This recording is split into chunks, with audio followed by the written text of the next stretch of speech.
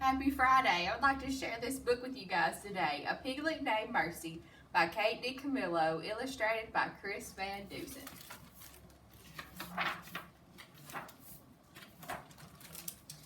Mr. Watson and Mrs. Watson lived in a house on Deckaway Drive. Deckaway Drive was an ordinary street in an ordinary town. And Mr. and Mrs. Watson were ordinary people who did ordinary things in ordinary ways. One day, Mrs. Watson said to Mr. Watson, "I wonder if we aren't just the tiniest bit too predictable." "Predictable? Us?" said Mr. Watson. "Surely not. It's just that sometimes I wish something different would happen," said Mrs. Watson. "Things are just fine as they are," said Mr. Watson. But then something different did happen. Someone very small and not at all ordinary found her way to the Watsons' house on Deckaway Drive.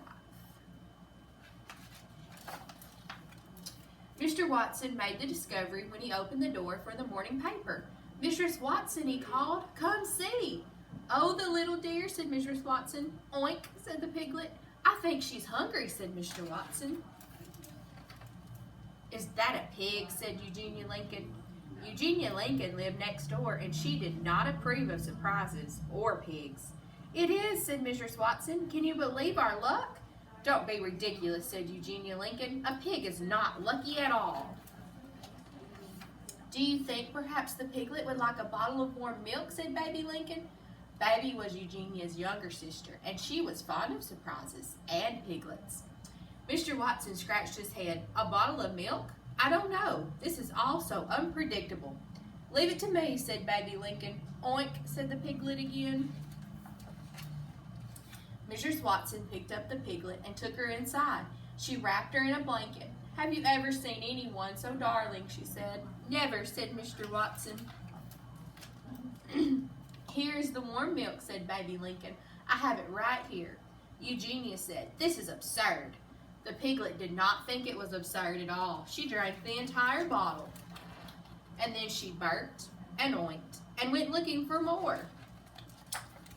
"Oh my goodness," said Mr. Watson. "Watch out," said Eugenia. "She seems to like toast very much," said Baby. "Oh, the darling, darling thing," said Mrs. Watson.